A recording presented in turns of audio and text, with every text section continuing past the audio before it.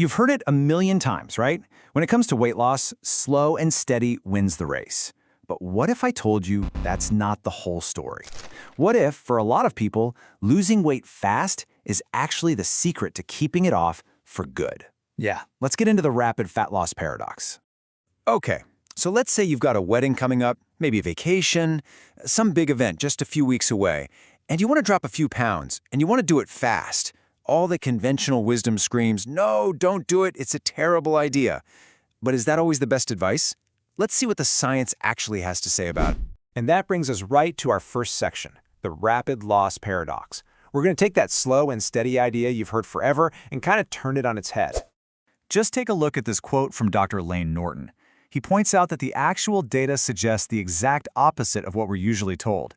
For people who have a lot of weight to lose, a faster start often leads to a much better, more sustainable finish. It just feels wrong, doesn't it? It's completely counterintuitive. And this right here really lays out the whole paradox. On one side, you've got the common belief we all just kind of accept as fact, but on the other, you have research showing that a really strong, fast start can actually be a powerful tool for long-term success. So, what's going on here? Why does this even work? Well, that leads us right into section 2, the science of buy-in. This is where we get into the psychology of it all and why seeing those results early can be so powerful. You see, it all boils down to this one simple concept: psychological buy-in. The biggest reason people succeed or fail isn't about the speed. It's about whether they actually believe in what they're doing. And let's be honest, if you're putting in the work and you see zero results, you're going to quit. It's really that simple. Think of it like a snowball effect, a positive feedback loop. Someone starts a diet and boom, they see results fast. That gives them this huge jolt of motivation. That feeling makes them buy into the process even more, which then gives them the fuel to keep going for the long haul. Those quick wins create real commitment. But of course, it's not a magic pill. Nothing is. So for our third section, we're going to be weighing the trade-offs. We've got to get honest about the very real risks that can be involved. You know, I love this quote from Thomas Sowell because it just perfectly captures what we're talking about. A rapid fat loss diet isn't some perfect solution. It's a strategy. It's a trade-off where you're basically balancing the massive motivational upside against some of the physiological risks. And I know what you're thinking. The first question that pops into everyone's head is this one. Wait, if I lose weight that fast, won't I just burn off a ton of muscle? And look, that's a totally fair question, but the answer is a little more complicated than you might think. So first things first, we got to understand what we're actually losing. Your body fat. The scientific term is adipose tissue. It isn't 100% pure fat. It's actually about 87% lipid, or fat. But that other 13%, that's lean mass. You know, protein, water, all the stuff that holds the cells together. So this means no matter how you lose fat, you are always going to lose a little bit of lean mass with it. It's just part of the package. But, and this is a really big but, the risk is not the same for everybody. Not even close. The more body fat you're starting with, the more aggressively you can actually diet with a lower risk of losing your hard-earned muscle. Think about it. Your body has so much extra fuel available in its fat stores, it doesn't really need to start breaking down muscle for energy. But for somebody who's already pretty lean, yeah, for them, a super aggressive diet is a much higher risk. Okay, let's switch gears a little. We've been talking about the body, but now let's get into the brain with section 4, your brain on a diet.